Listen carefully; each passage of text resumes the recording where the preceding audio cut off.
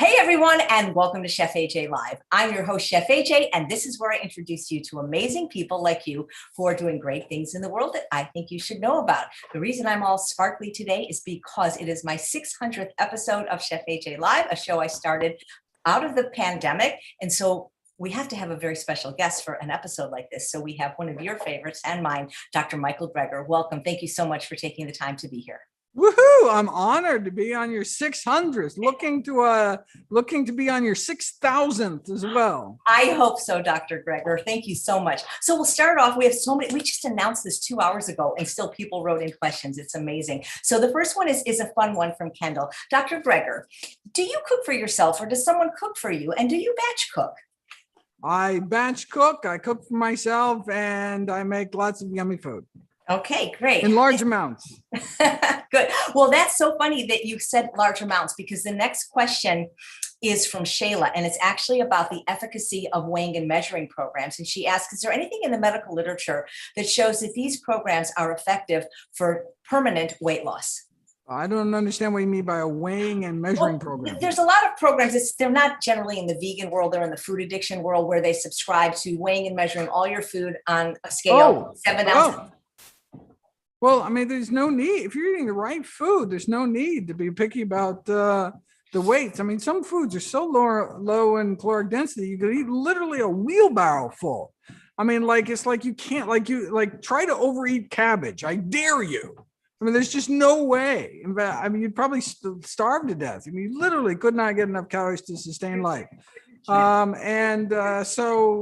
yeah, no. I mean, if you're eating crap, I'd rather somebody eat less crap than more crap. And so if that means weighing your donuts to make sure you're minimizing donut consumption, if that helps you eat fewer donuts, then go for it. But healthy food, you don't need to weigh, because you should just be able to eat until you're full, because it's the food that we were meant to eat. Right. Well, it's funny that you said about you can't eat too much cabbage, because in these programs, they claim that people suffer what's called a volume addiction, and that even just eating too many carrots will trigger too much dopamine or something. And they have to be careful even with non-starchy vegetables. But careful in what way? Like, what will that do if you got a great dopamine rush eating a bunch of salad? What's the downside? That's great. I'd love to feel great. I mean, look, I eat salad and I feel great. So I agree with you, but these programs they insist that this is the only solution for food addiction. And we have one more question on food addiction from Marnie, and she says that the people who run the programs for recovery from food addiction say that you cannot heal brain neurotransmitters without ingesting animal protein. Can you please address this? It sounds like nonsense to me. I'm happy to review any studies, but it doesn't even make any sense what they're talking about. I don't think there are studies, and I think you are going to be interviewed, or maybe have been interviewed, on the Kick Sugar Summit, where this is what those experts say. That they actually say that every summit, that you can't heal food addiction without animal protein, because the brain neurotransmitters just won't heal. It's ridiculous. That's not where brain neurotransmitters come from. I mean, right? I mean, your brain makes them from scratch. It's not like you eat neurotransmitters. You eat a brain filled with serotonin, and then it goes. No, in fact, these you can. In fact, there are neurotransmitters in plant foods. There is dopamine and serotonin and melatonin in plant foods, but it doesn't cross the blood-brain barrier. So you can eat all the serotonin you want. It doesn't actually make it up into your brain. But you can eat the precursors, right? You can eat tryptophan in the context of a low-protein diet and improve serotonin production. It has nothing to do with animal protein. In fact, animal protein actually blocks those precursors from getting up into the brain.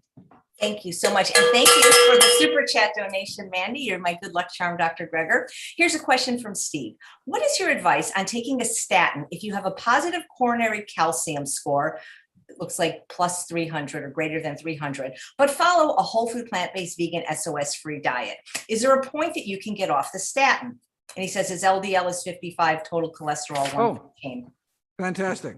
Before I get to that question, something that occurred to me with the question before about volume. What I could imagine, like if you are a healthy eater, you may condition yourself to eat huge quantities of food. and feel really full and satisfied and wonderful. But then what if I can imagine a problem could arise if then you went out on like some terrible cruise ship or something and all you had was crappy food and everyone else is eating like moderate amounts of crappy food, but you're so used to just having a really full belly that you could just like eat 20 more croissants than everybody else, and then run into real problems. And so it's fine that you condition yourself to eat huge amounts of food as long as you continue to eat huge amounts of healthy food. But I could see how that would be a problem if all of a sudden you found yourself on a desert island with nothing but a Krispy Kreme or something. But to get to this very important question, so it's important to understand that calcium scoring measures old plaque, right? It measures plaque that's already been calcified. It does not give you a sense of your kind of current risk, which is these uncalcified, vulnerable if it depends how long this person's been eating healthy. So, for example, if they've so I guess you could get the score taken again. I hate to expose people. I don't think you should get calcium scoring. There's very few indications, I think, for calcium scoring. But if you're trying to make a particular decision whether or not to put someone on drugs and they're right at the borderline in terms of 10-year cardiac risk, I think it's a legitimate use of radiation exposure. But so this is saying this person has a history of cardiovascular disease, but that calcium score is never going to go down. You never get rid of that calcified plaque. But the question is, does it go up or not? I'm presuming with amazing cholesterol numbers like that, I'm presuming this is old plaque. Then because they had heart disease, they started eating a whole food plant-based diet, and now they're never going to get any more plaque. They're healing the plaque they have now, et cetera. Now, if they've had a heart attack, then the indication is basically statins for the rest of their life, regardless.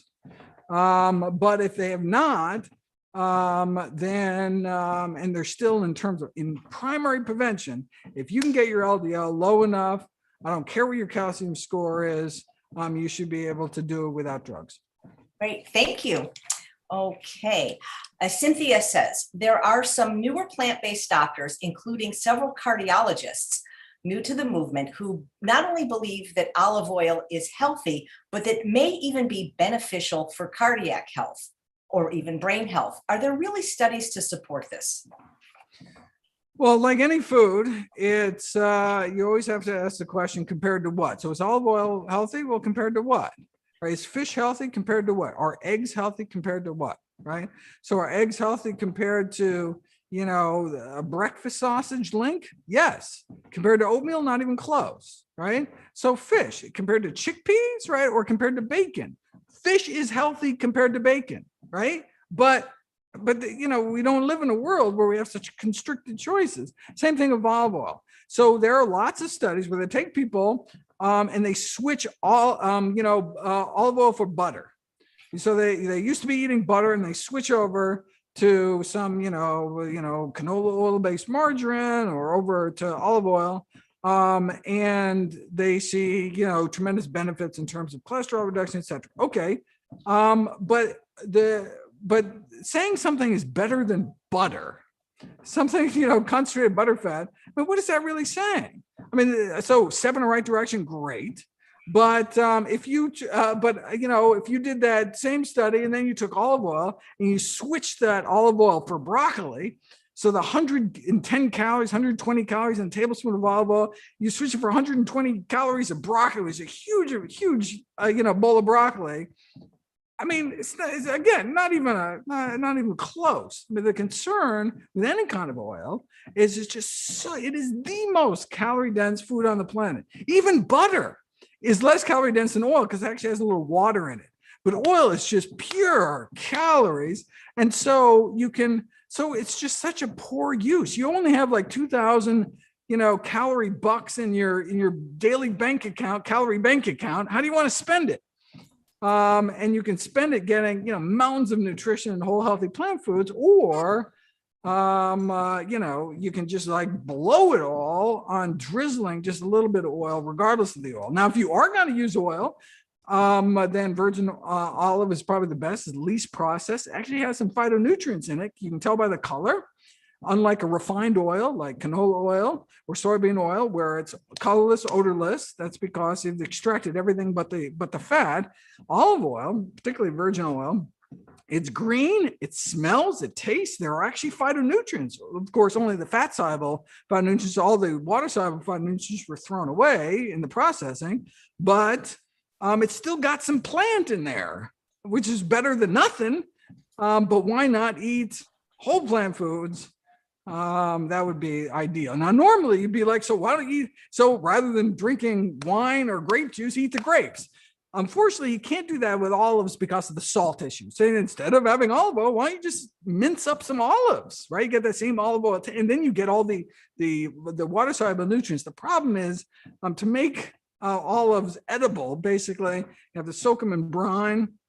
Typically, there's ways to do it without, but commercially, and they have such high sodium levels that we really want to, moderate our intake. Thank you. Mike says, what are your thoughts on the new Delta variant, and are there any specific foods or beverages that it can increase our protection against it? This Delta variant is more contagious than previous than the original COVID, similar to the other variants that have arisen. But also, like the other variants that have arisen, it is not proven to be more deadlier. It's not more dangerous. It's just more contagious. And so more people, even some that are vaccinated, are getting this infection. But importantly, those who are vaccinated are much less likely to be hospitalized or die because they have this kind of partial immunity. The concern, of course, is that there's a variant is going to come along that shares both increased transmissibility and is actually more dangerous. And so then that starts breaking through some of our vaccine barriers. Then it's a real problem. We have to come up with a whole new slew of vaccines. And so the more people that are infected, the greater likelihood that we're going to keep getting these new variants. And so the global policy has to be vaccinated as many people as possible so we can suppress the viral spread, to give this virus fewer mixing vessels to generate new variants. And in the meanwhile, we can use the vaccines we have. And if we're vulnerable, if we're a vulnerable population, we should try to make ourselves not vulnerable by losing weight, getting down to an ideal weight, getting down to an ideal blood pressure, getting rid of type 2 diabetes, getting rid of heart disease. That would get us in this low risk category, and then not get infected in the first place. And the way you don't get infected is you don't share air with other people. Simple as that. Share air. Okay. I'm all about sharing, but not air when it's a pandemic. Great, thank you. There is one more COVID question from Lee. Do you know any whole food plant-based eaters who got COVID, and did any of them get long COVID? Oh, that's an excellent question. So all we have now is one study, this case control study, that suggested that those eating plant-based only have about a quarter of the odds of suffering a severe course of COVID-19, but it didn't actually cut down on their risk of getting infected. They got infected at the same rates. They just were less likely to suffer serious consequences. But the study wasn't large enough to look at the long COVID, which tends to be relatively rare. But that's an excellent question. That's actually what I would be most concerned about. Someone without these comorbidities, I wasn't worried I was going to end up, I got vaccinated because I didn't think I was going to end up in a hospital or die, although that's a tiny but not zero risk. I was concerned about the long COVID. So for example, Dr. David Katz, who was the past president of the American College of Lifestyle Medicine, he got COVID. In fact, his entire family got COVID, and he is currently suffering from long COVID. You can't imagine a healthier person who's, you know, exercising and I mean, living this plant-based life, he has long COVID and he's dealing with these long-term issues and he's hoping that in enough months, it'll all go away. That's, you know, we just don't know about it. We don't know how long it's going to last. We don't know who's susceptible, why. And so with so many unknowns, we really want to reduce our risk of getting infected in the first place. Great, thank you. Matthew asks, what are the supplements that everyone eating a plant-exclusive diet should take? Vitamin B12. So vitamin B12, critical, important for anyone who's eating a plant-based diet. If you're getting inadequate sunshine, vitamin D would help, but that's really it. Unless, there's certainly specific subgroups of populations. If you're pregnant, you want to make sure you're getting iodine. If you're alcoholic, there's all sorts of things you can be deficient in. But in general, the critical thing is vitamin B12, and those who get inadequate sunshine should consider supplementing with vitamin D. Great. Here's a fun question from Carrie, and I think I might know the answer. Dr. Gregory, you've talked about the benefits of including balsamic vinegar with your meals. What are some of your personal favorite vinegars? Ooh, I'm a big fan of spicy. There's all sorts of these savory, either kind of, smoky, or, you can actually see the little pepper flakes in there.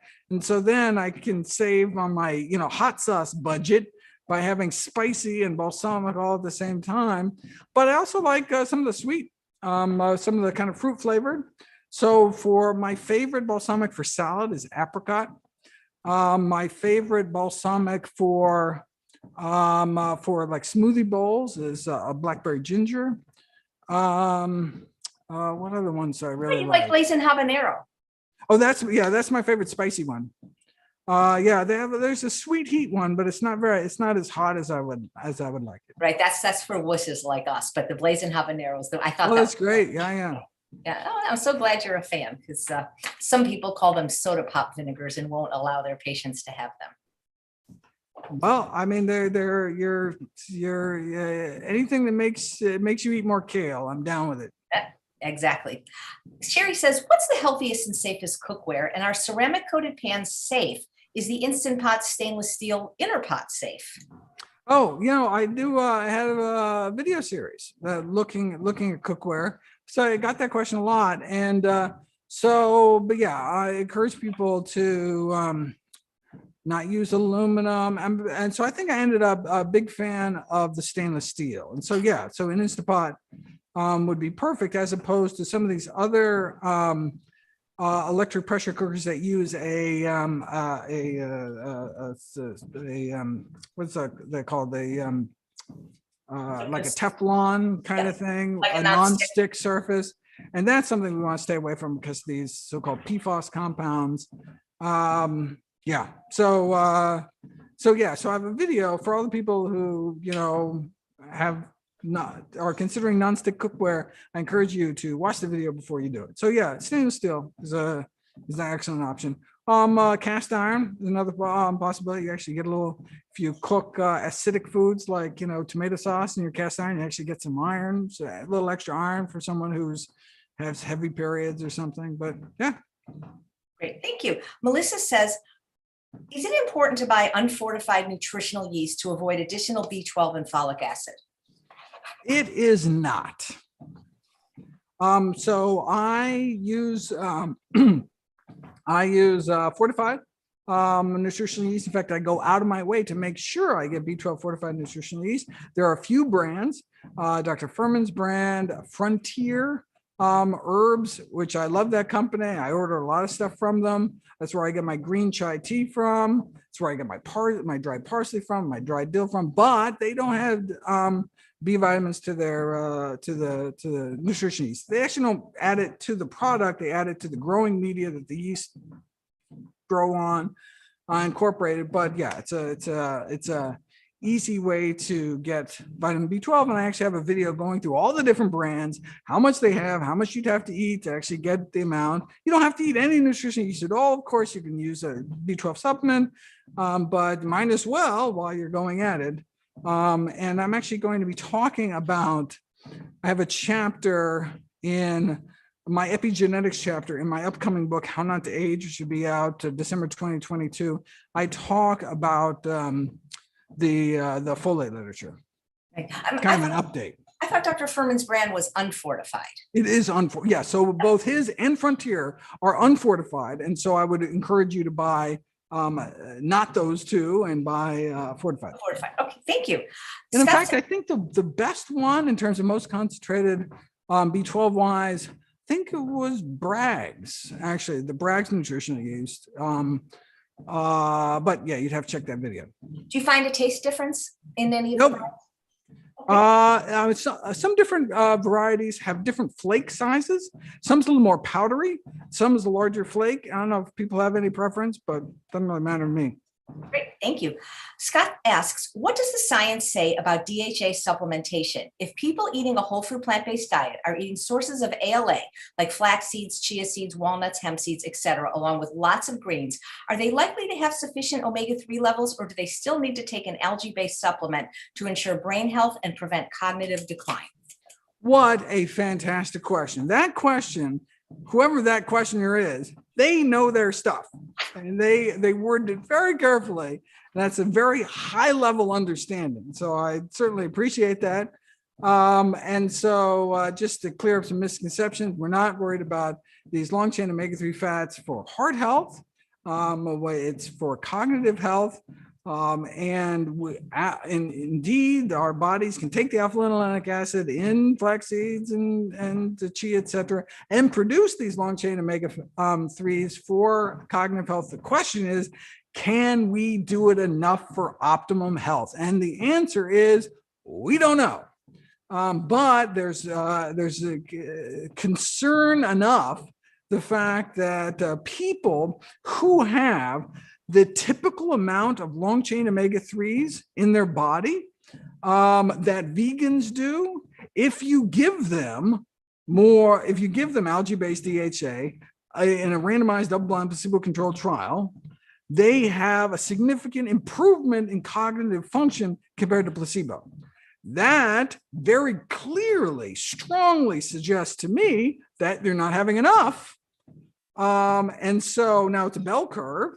But the average amount that vegans have, you can actually improve their cognition by giving them DHA. Now, maybe you're way out on the bell curve and actually have enough DHA, and adding more isn't going to help, but you don't know where you are. So I encourage people to consider supplementing their diet with a pollutant-free DHA like is made by algae. Great, thank you. Caroline asks, there are some plant-based cardiologists who say that Dr. Ornish's and Dr. Esselstyn's assertions that heart disease can be reversed on a whole food plant-based diet is inaccurate. What do the studies say? Is it possible that someone who had blockages can open them up by eating a low-fat whole food plant-based diet and avoiding sources of saturated fat? I think it's the most important thing is that all those aforementioned doctors that question the literature on reversal, all of them agree that the important thing, the endpoints in terms of morbidity, mortality, are improved with going plant-based. So you decrease your risk of dying from heart disease by going plant-based.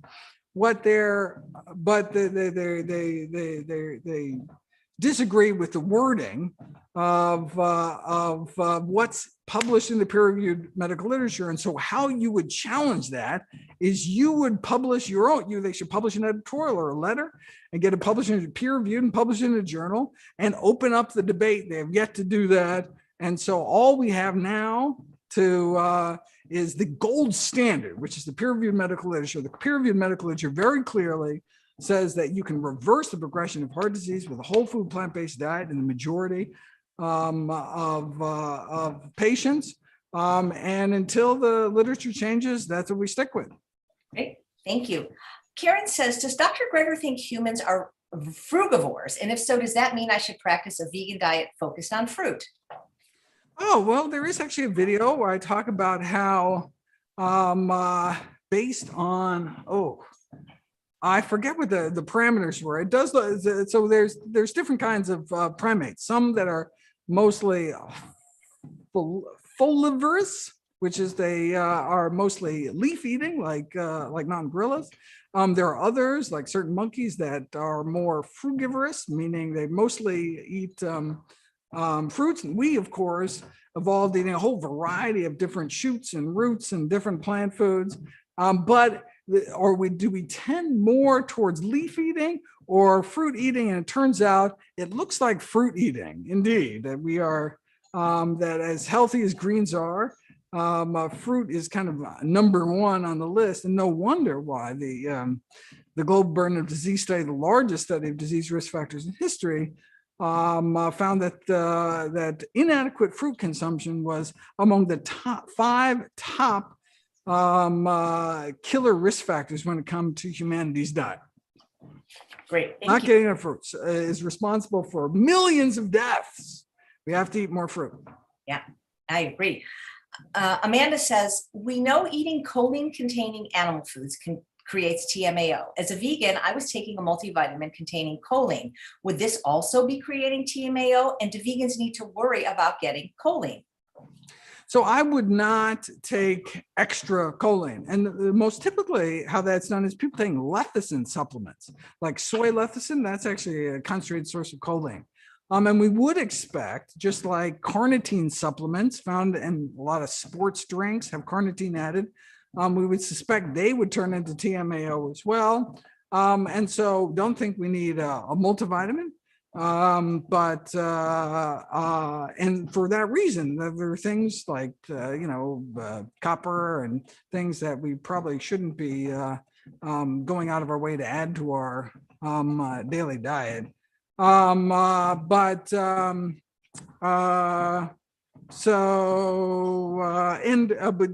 a second, choline is kind of a conditionally essential nutrient. Where are we going to get it from? Oh, we get it from broccoli. We get it from, it's just the concern is excess choline. Carnitine, we can eliminate completely from our diet, but we do need choline, but we don't have to worry about getting enough. We can get it from legumes. We can get it from greens. So we don't have to worry about getting too much, and we don't have to worry that we're not getting enough eating a plant-based diet. Great. Faith said, is the blood test, the fatty acid profile, worth doing? Is it accurate if people are worried if they're getting enough DHA or? Yeah, so it's so basically it's a little kind of dried blood spots, or you get a little kit in the mail and you poke your finger and you bleed onto a little piece of paper. You send the paper back, and they do this kind of give you a feedback in terms of the amount of long chain fatty acids found on the blood cells in that spot. And it turns out there's good correlation between the levels in your blood and the levels in your brain. Of course, the brain is what we really care about, but there's good correlation. And so I would only, I don't think it's necessary to do it, just like I don't think it's necessary to get vitamin D testing. You just make sure you get enough. So if you either get enough adequate sunshine, or you take 2,000 international units of vitamin D3 a day, and you should be fine. And same thing, I encourage people to supplement with about 250 milligrams of pollutant-free DHA a day. If you do that, you don't have to get the test because you're all covered. Great, thanks. Haley says, what are the reasons that a lot of people experience hair loss when transitioning to a plant-based diet?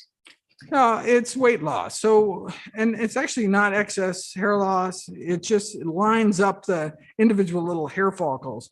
So we normally lose about 100 hairs a day, and we create 100 new hairs a day, where our hair follicles are constantly making and losing hair. But they're all in staggered, and so we all lose the same amount every day. However, extreme stress and weight loss by any means can line up those little hair follicle cycles, and so they all kind of lose hair at the same time, or a majority lose hair, and so all of a sudden there's this massive hair loss. You're thinking, wait a second, you keep this up and I'm not going to have any hair. But no, you're actually not losing any more hair kind of on average. It's just that they all kind of lined up, and they will soon stagger back into their patterns, and you actually don't lose more hair. Yeah, that's something that you see with kind of rapid weight loss through any means. Great, thanks. Stephanie says, Dr. Greger, I've heard you mention in the past not to drink green tea before, during, or after meals. But what other time is there? It's during meals we're concerned about. So green tea can interfere with iron absorption. And so it's nice. So it'd be good to stop a green tea like a half an hour before meals. And so it clears out of your stomach by the time you eat it. But then, for a few hours after the meal, there's still food in your stomach. And so we want to clear that out before getting back to our tea habit.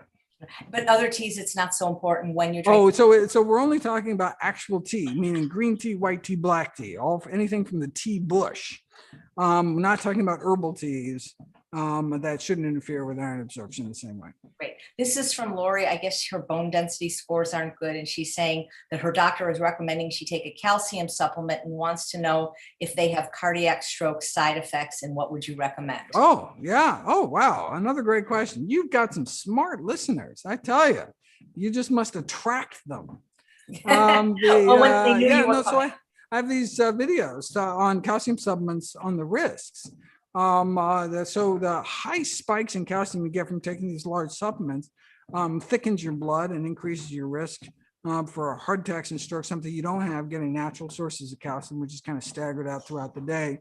But odds are the reason you're losing bone is not because you're getting inadequate calcium, which is unusual, but is that you're just not getting enough weight-bearing exercise. It's use it or lose it, just like you put your arm in a cast and your muscle withers away.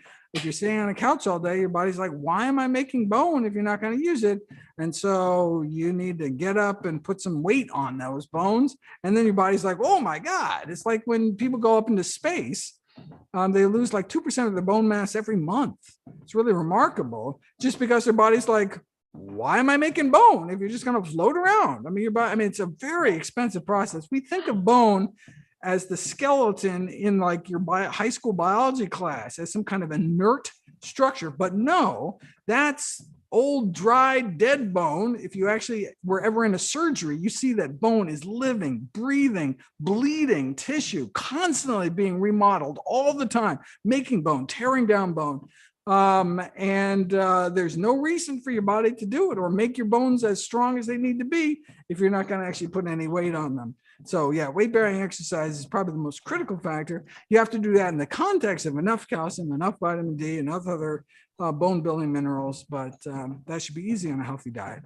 Well, you just explained why ghosts don't have any bones. It's because they just float around. Float around. It's bad. Yep, it's all these poor little hunched over osteoporotic ghosts. Connie says, is there any research to support taking adaptogens like ashwagandha to help moderate stress? Yeah, there's really there's no adaptogens there's no, that doesn't mean anything in Western medicine. Whether or not the herbs that have been attributed this property actually have benefits should be done on an herb by herb basis. Ashwagandha is not something I've looked at. So I don't know. I have looked at a number of Ayurvedic herbs. In fact, what's the one I was just looking at? Moringa? No. Oh, well, moringa is actually not an Ayurvedic thing, but yeah. Papali, which is long pepper. So there's lots of plants in the pepper family. There's the black pepper, typical. There's another plant in the pepper family called long pepper. It's sold as papali and actually may have some benefits. And so that may end up as one of my recommendations in my new book. And that's a very common Ayurvedic. It's part of they use that ginger and one other thing. It's a very popular kind of tonic. There does seem to be some science to support it. Thank you. Jim says, what does research say about coffee? There seems to be a lot of contradictory studies, but are coffee drinkers truly getting any health benefits than those who don't drink coffee? Yep. So coffee drinkers, after controlling for other factors, do tend to live longer than non-coffee drinkers. But every cup of coffee is a lost opportunity to drink something even healthier, which is green tea. So I encourage people to drink green tea, but both tea and coffee are both health promoting beverages. Having said that, it depends what you're putting in that coffee. So sugar isn't good for us. Creamer isn't good for us. And that's another reason why a green tea is healthier, because people can typically more easily drink it straight than black coffee. Yeah, it tastes better too. Mindy says, are there any studies that show that those who consume a lot of rice have higher rates of cancer or other diseases? So I actually talk about that data in my final video in the rice arsenic series. Talk about benefits of brown rice, and see if there's any unique benefits to brown rice. There are certainly phytonutrients found in brown rice, not found in concentrated sources otherwise. So is there unique benefits to brown rice that would make us want to continue to keep rice as a mainstay in our diet rather than diversifying it, given the arsenic levels in rice? And the conclusion was there is not unique benefits to brown rice versus other whole grains, and so let's diversify. Great. Haley says, sorry, Nancy, is air frying considered healthy for preparing vegetables? And so the answer is, it depends what you're air frying. And if you're doing vegetables, that's the way to do it. Absolutely. And so, it's like, are microwaving healthy? Not if you're microwaving Hot Pockets, but if you're steaming broccoli, it's a different story. And so, yeah, same thing with the air frying. It's my favorite way to eat broccoli these days is I air fry my broccoli. I used to just microwave my broccoli or steam my broccoli. Now I air fry it. I love it. What am I? Asparagus. It's asparagus. Well, I guess it's past asparagus season. I'm still getting really good asparagus. I love air fried asparagus. I know, delicious with a little drizzle of the California balsamic on it. I'll tell you, lemon, that would be so good. Hope says, do people who are night owls tend to live shorter lives? Oh, good question. I haven't done my How Not to Age chapter on sleep yet. So maybe I'll discover something. I haven't done a deep dive in it. There's definitely data on sleep duration and longevity, but I don't remember reading anything when I was doing all that circadian rhythm review for my How Not to Diet book. I didn't come anything across kind of early birds, night owls in terms of any kind of advantage either way. Great. Okay. Camille says, do nuts and seeds have a beneficial effect on people with advanced heart disease? We would assume so from short-term biomarkers. So the kind of things, so there have been very few long-term randomized controlled trials. So the one that comes to mind is PrettyMed, which took thousands of people at high risk for cardiovascular disease and randomized a certain percentage of them to eat an ounce of nuts a day. They sent them nuts in the mail every week. And so this one went on for years, I think like 4 years, and found that those who were randomized to add nuts to their diet cut their stroke risk in half, did not affect their heart disease rates. But hey, I'll take cut stroke risk in half any day. That shouldn't be surprising, given that nut consumption lowers cholesterol, lowers LDL cholesterol, improves flow mediated dilation, which is a beneficial endothelial function response, or at least walnuts most consistently does. So we would presume they would be healthy, and haven't really been put to the test for people with heart disease, but has been put to the test for people at high risk for heart disease, and does appear to be beneficial, at least from a stroke standpoint. Great. Jonathan says, how do white sweet potatoes like Japanese or Hana yams compare to white potatoes in terms of micronutrients and health benefits? Better. In fact, on September 17th, I have a webinar on white potatoes. So I'll be doing a deep dive into white potatoes. And bottom line, sweet potatoes are better. Even the white, pale sweet potatoes would be better. Right.